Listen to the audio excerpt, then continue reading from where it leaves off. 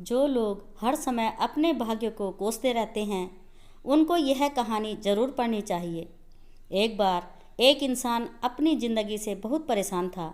वह हर समय अपने आप को कोसता रहता था कि क्या ज़िंदगी मिली है मुझे, क्या जीवन है, हर परेशानी मेरे साथ ही है, हर दुख मुझे ही आकर घेरता है, हर झंझट मेरे ही सर पड़ती है। एक दिन इसी तरह अपने आप को बैठा हुआ कोस रहा था कि क्या नसीब है मेरा, क्या किस्मत है मेरी, क्या ज़िंदगी है मेरी, कि तभी अचानक एक बाज अपने शिकार को पंजों में दबाए हुए एक पेड़ पर आकर बैठ जाता है और वहीं पर अपने उस शिकार को खाने लग जाता है। यह परेशान आदमी जब उस बाज को देखता है तो कहने लगता है कि क्या ज़िंदगी है इसकी, क्या जीवन जी रहा है मज़े का, ना इसे खाने की चिंता, न पीने की, ना पहनने की और ना ही परिवार की। शिकार करता है और मस्त खुली हवाओं में कभी इधर घूमता है, कभी उधर घूमता है, सारे दिन आसमान में उड़ता रहता है। असल ज़िंदगी तो यही है, जीवन तो यह जी रहा है।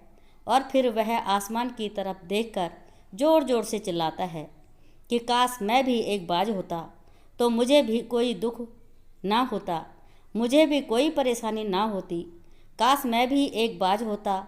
जब वह 2 से 3 बार ज़ोर ज़ोर से चिल्लाता है कि काश मैं भी एक बाज होता तो मुझे भी कोई दुख ना होता, मुझे भी कोई परेशानी ना होती, तो अचानक आसमान में बिजली कड़कने लग जाती है और आसमान से आवाज़ आती है कि हे इंसान, क्या यह हमने सच सुना है कि तू हमारी दी हुई ज़िंदगी से परेशान है और तू एक बाज बनना चाहता है। तो उस आकाशवाणी को सुनकर यह इंसान हैरान रह जाता है और आसमान की तरफ देखकर कहता है कि हाँ, मैं सच में अपनी इस ज़िंदगी से बहुत परेशान हूँ, क्योंकि हर परेशानी मेरे साथ ही है, हर दुख मुझे ही है, हर तकलीफ़ मेरे ही साथ हैं। तो आसमान से फिर आवाज़ आती है कि हे इंसान, एक बार फिर सोच ले, हमने तुझे बड़ी प्यारी ज़िंदगी दी है, लेकिन अगर फिर भी तू चाहता है कि हम तुझे बाज बना दें तो हम तुझे बाज बना देंगे। लेकिन अगर एक बार हमने तुझे बाज बना दिया तो फिर हम तुझे बाज से इंसान दोबारा नहीं बनाएंगे। तो यह आदमी तुरंत जवाब देता है कि मैंने अच्छी तरह से सोच लिया है कि मुझे बाज ही बनना है और एक बार बाज बनने के बाद मैं दोबारा कभी नहीं कहूँगा कि मुझे इंसान बनना है। तभी ऊपर से आवाज़ आती है कि जैसे तुम्हारी इच्छा, और वह इंसान बाज बन जाता है। बाज बनते ही वह इंसान खुली हवाओं में उड़ने लगता है। कभी उड़ता हुआ इधर चला जाता है, कभी उड़ता हुआ उधर चला जाता है और सोचता है कि क्या मज़े की ज़िंदगी है। असल ज़िंदगी तो यही है ना, कोई चिंता, ना कोई परेशानी, ना कोई डर। वह सारा दिन ऊंचे आसमान में उड़ता रहता है, 2-3 मिनट पंख मारता है, उसके बाद पंख मारना बंद कर देता है और लंबे समय तक हवाओं में तैरता रहता है।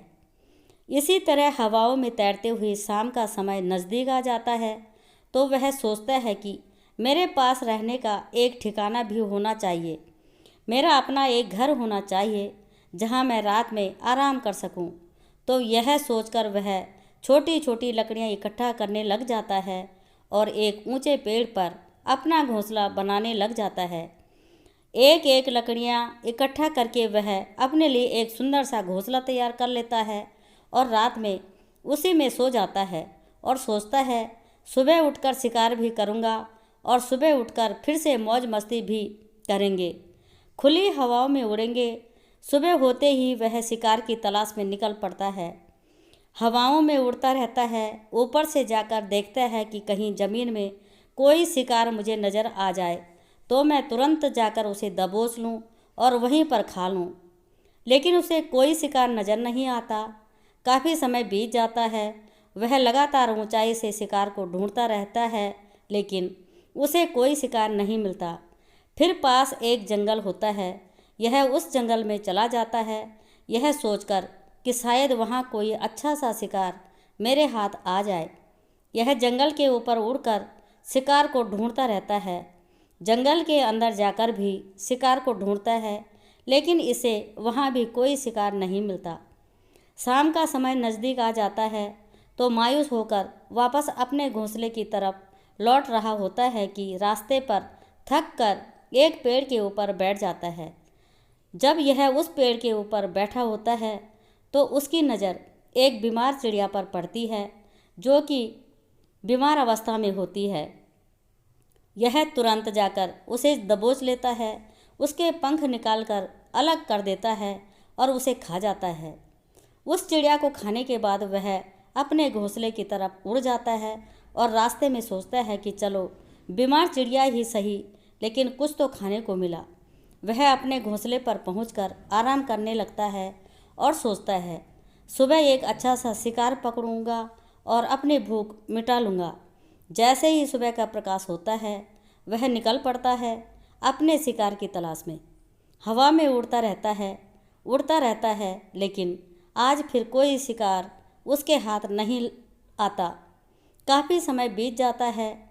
यह ऊंचाइयों पर जाकर अपनी तेज नज़रों से शिकार को ढूंढने की पूरी कोशिश करता है, लेकिन इसे कोई भी शिकार नज़र नहीं आता। फिर यह पास के उस जंगल की तरफ चला जाता है, लेकिन इसे वहाँ भी कोई शिकार नहीं मिलता। इसी प्रकार पूरे दिन उड़ते उड़ते शाम का समय नज़दीक आ जाता है तो यह निराश होकर वापस लौटने लगता है और रास्ते में एक पेड़ पर आकर बैठ जाता है। सोचता है शायद आज फिर कोई बीमार चिड़िया मेरा इंतज़ार कर रही हो, लेकिन हर बार किस्मत मेहरबान थोड़ी होती है। आज इसे कोई बीमार चिड़िया नहीं मिलती। यह थक हार कर वापस अपने घोंसले की तरफ चल पड़ता है और घोंसले पर पहुंचकर भूखा प्यासा ही सो जाता है और सोचता है कल सुबह एक बड़ा सा शिकार पकड़ूंगा और आज की भूख भी मिटा लूँगा। रात को अपने घोंसले में सोया होता है, गहरी नींद में होता है कि तभी एक भयानक तूफान आता है। इस तूफान की हवा इतनी तेज होती है कि इसके घोंसले को उड़ाकर एक जगह फेंक देती है और उसे कहीं दूसरी जगह फेंकती है। तो यह जहाँ पर गिरता है वहाँ नीचे एक नोकदार लकड़ी पड़ी होती है जो उसके पंजे में गड़ जाती है और इसे बुरी तरह घायल कर देती है। तूफान के रुकने के बाद बारिश शुरू हो जाती है। तेज़ बारिश होती रहती है, पर यह किसी तरह से पेड़ों के नीचे छुपकर बैठा रहता है। बड़ी मुश्किल से इसकी रात कटती है। जब सुबह होती है तो बारिश रुक जाती है। बारिश के रुकते ही चारों तरफ खुशियाँ छा जाती हैं, चारों तरफ हरियाली छा जाती है।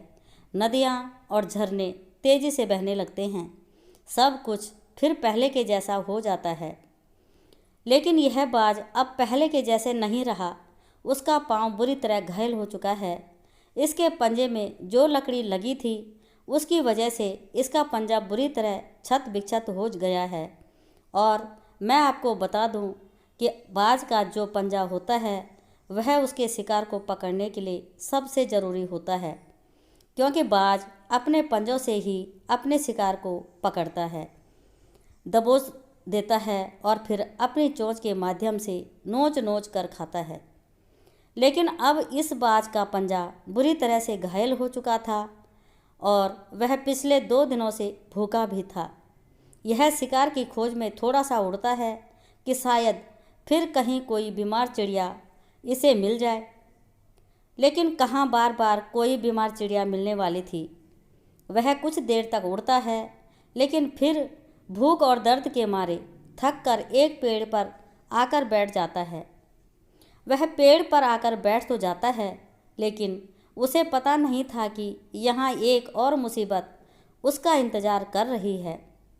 और वह मुसीबत यह थी कि 8-10 कौवों का एक झुंड मिलकर इसे परेशान करने लग गया। इसके ऊपर आकर इसके घाव में चोंच मारने लग जाते हैं। उन्हें भी पता चल जाता है कि यह बाज घायल है और भूख की वजह से कमज़ोर भी है। यह बाज उनसे बचने के लिए थोड़ा सा उड़ता है और फिर जाकर बैठ जाता है। उनसे पीछा छुड़ाने का प्रयास करता है, लेकिन वह फिर इसके पीछे आ जाते हैं तो यह फिर उड़कर थोड़ी दूर चला जाता है, लेकिन वह इसका पीछा नहीं छोड़ते और बार बार इसके पास आकर इसे परेशान करते हैं। कौवे अक्सर बाज के साथ ऐसा करते हैं, लेकिन फिर बाज भी उनके साथ एक खेल खेलता है।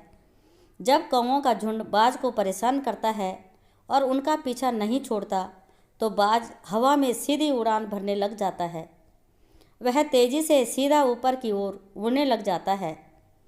कौवे भी उसका पीछा करते हैं, लेकिन कुछ देर तक उड़ने के बाद कौवे ऐसी ऊंचाई पर पहुंच जाते हैं जहां पर उन्हें ठीक से ऑक्सीजन मिलनी बंद हो जाती है। उनका दम घुटने लग जाता है, उनकी सांस रुकने लग जाती है, तो फिर वह वहां से ऊपर नहीं जा पाते। पर क्योंकि बाज तो बादलों से भी ऊपर उड़ सकता है, इसीलिए वह तो ऊपर चला जाता है। लेकिन कौवे वहाँ से ऊपर नहीं जा पाते और वो नीचे आने लगते हैं। तो इस तरीके से बाज उनसे अपना पीछा छुड़ा लेता है। लेकिन ऐसा करने के लिए, इतनी ऊंची उड़ान भरने के लिए इस बाज के पास उतनी ताकत नहीं थी, क्योंकि यह भूखा भी था और घायल भी था। तो यह उड़ता और थोड़ी ही दूर जाकर बैठ जाता और कौवे फिर आकर इसे परेशान करने लग जाते। इसी तरह भूख और घायल हालत में एक दिन गुजर जाता है, दूसरे दिन गुजर जाता है, तीसरा दिन गुजर जाता है, लेकिन इस बाज की हालत में कोई सुधार नहीं हो रहा था। वह बद से बदतर होती जा रही थी। चौथे दिन जब यह बिल्कुल ख़त्म होने पर आ जाता है, इसके अंदर बिल्कुल ताकत नहीं बचती और इसका शरीर इसका साथ छोड़ने लगता है, तो यह किसी तरीके से उड़कर पास ही इंसानों की एक हॉस्पिटल होती है, उसकी छत पर आकर बैठ जाता है और वहाँ से आने जाने वाले मरीजों को देखता रहता है और अपने आप से कहता है कि काश आज मैं एक इंसान होता तो ऐसे छोटे मोटे जख्मों का हॉस्पिटल से इलाज करवा लेता, या किसी को बता देता कि मैं भूखा हूँ, परेशान हूँ, मेरे साथ यह परेशानी है। लेकिन आज मैं एक ऐसा बेजुबान परिंदा हूँ जो किसी से कुछ नहीं कह सकता, किसी को अपना दुख नहीं बता सकता, किसी से कोई मदद नहीं मांग सकता। यही बात सोचकर वह उसी छत पे अपना दम तोड़ देता है।